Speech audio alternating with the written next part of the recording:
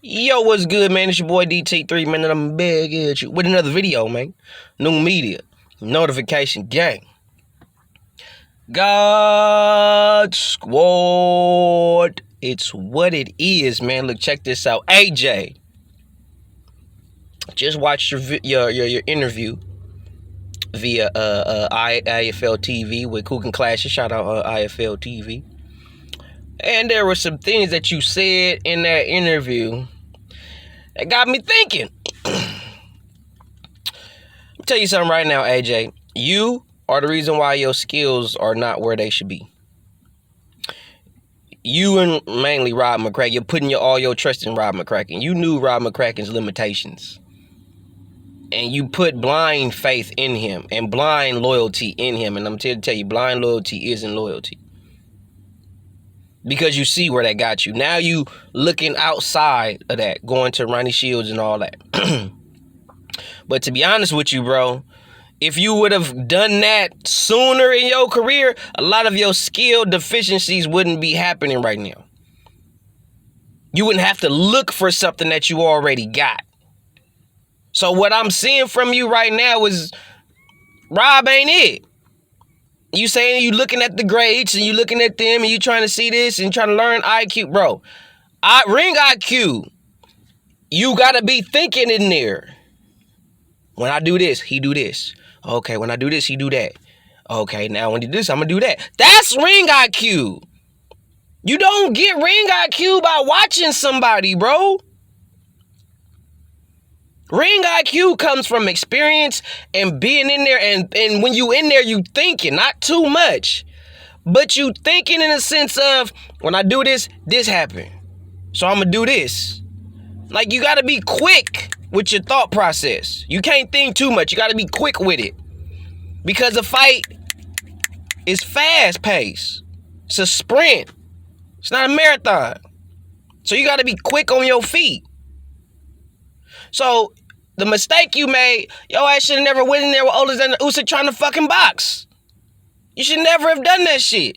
That's like when fighters, except Marcos Maidana, wanted to go in there and try to outbox Floyd. You can't outbox Floyd. Not gonna happen. You have to take it to him. Take it. Miguel Cotto and Marcos Maidana were the two fights that I saw where they really showed you, like, you can't just stand there and wait for him. Standing there waiting for him to do whatever, you setting yourself up for failure. Hell, even Canelo tried to put pressure on that man. But I said that to say this. You was trying to outbox a dude who is a natural boxer, and that's been his style since he's been in the sport. You not that. You could punch, AJ. You got equal power in both hands. So a lot of shit that you looking for, you don't got to try that hard. You making your career in some instances harder than what it need to be. Because for real, do you? You are a pressure combination punching fighter, bro. You are a boxer brawler. Like, you set shit up so you can get in there in them trenches and get dirty. You fight a smart fight when you fought a smart fight when you fought Andy Ruiz the second time. Because you knew this dude wants to stay on the inside. I got to keep him at bay. Keep him at bay. That was you applying your ring IQ. That's what that was. Now, if you'd have went in there trying to brawl with Andy Ruiz, of course he'd have put you on your ass again. Because Andy Ruiz live in the trenches. That's where he's the most comfortable. To make him uncomfortable, keep him at bay. Halt him from coming forward, coming in. Or every time he come in and he try to do something, he pay for everything. Like, yeah, you got that 2-3 punch combination off, but you had to pay. You had to pay the penalty to get that shit off. That's how you deal with somebody like that. Alexander Usyk, just like I said, would say about Shakur Stevenson, I got a video for that coming up next. You have to stay in Alexander Usyk's chest.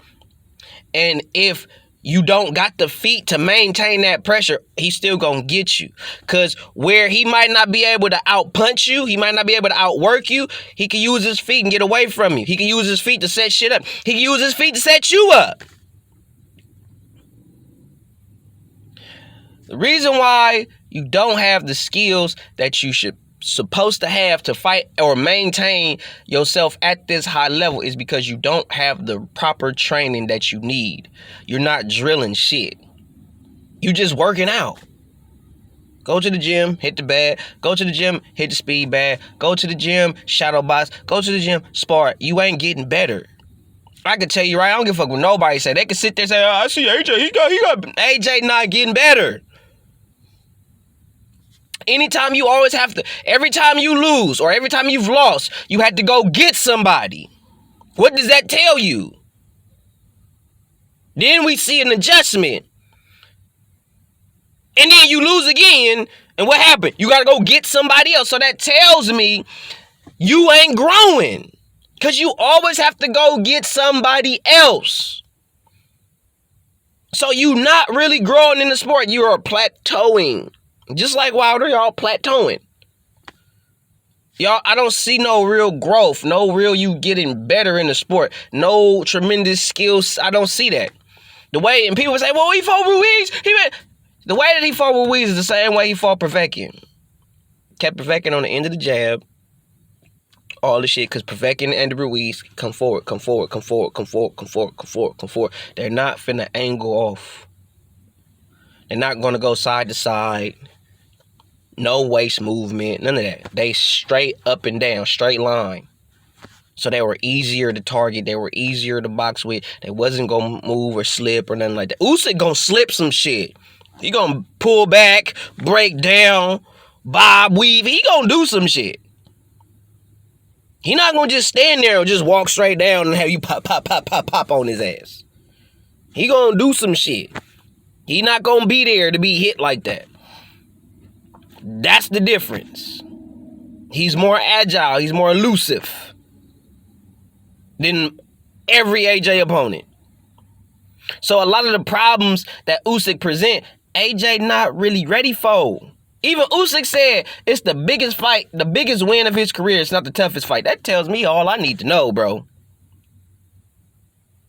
And I saw what Usyk looked like after that fight. And for him to look like that and him still to say that was the toughest fight he been in, oh man, come on, bro. That don't mean that Ronnie Shields ain't gonna add nothing to your repertoire to get you prepared for this fight.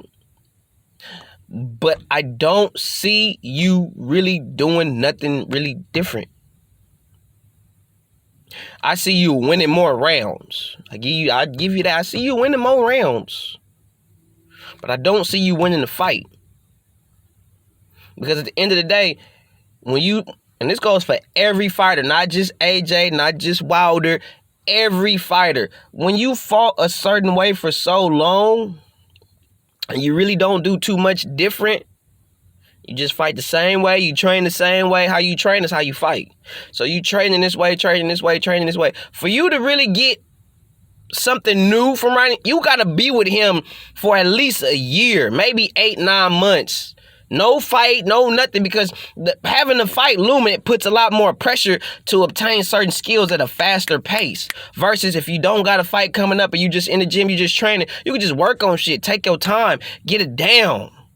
You know what I'm saying? Just drilling over and over until it's muscle memory.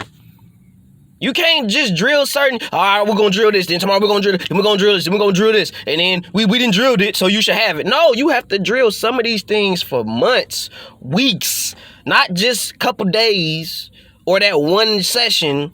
Like, you got to drill this over and over. Drill footwork. You got to drill head movement. You got to drill that shit for weeks, months, before it really become muscle memory to where you just naturally do the shit. You ain't got to think no more.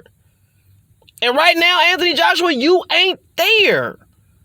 I don't see Ronnie Shields really being able to change what you do so much to where it's going to change the outcome of the fight. What I see is within the first 3 to 4 rounds, we're going to see the little things you learn from Ronnie Shields. And then once Usyk take that little that you've learned away from Ronnie Shields, you're going to go right back to what you know. Once you see that, oh, this shit ain't working, he taking that shit away, and you don't got a plan B for that, because they going to teach you some shit, but then they're not going to prepare you, or they're not going to drill you on what to do if that is being stopped by Usyk. If Usyk is shutting that shit down, they're not gonna drill you on what to do if he shut that shit. They're not. You don't have the time. You got to get the reps up. Repetition is the mother of skill. You got to get the reps up so you can do it innately. A reflex. You ain't got to think. Oh, okay, let me. You beat already. The fact that you got to think about it, you don't know it well enough. If you have to think hard on it, you don't know it well enough. For real, for real. But I give you props for saying that you're tired of losing. I feel you. I'm sure you are tired of losing. I completely understand that. But at the end of the day, the reason why you are so skill deficient at this particular point in your career is because you put too much blind faith and loyalty into Rob McCraken, and it's fucking you off. And it done fucked you off. Now you over here trying to get Rodney Shields and shit. Which, honestly, you should have been got somebody, bro, to up your ante. Because Rob McCraken, the amateur trainer, bro. He don't train pros. You the only motherfucker he really got.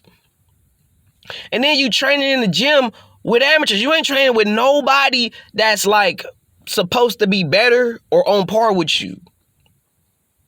You training around amateurs because you want to be more, you want to seem touchable or approachable, and I get it, but for real, when it comes to your career, your money, fuck all that.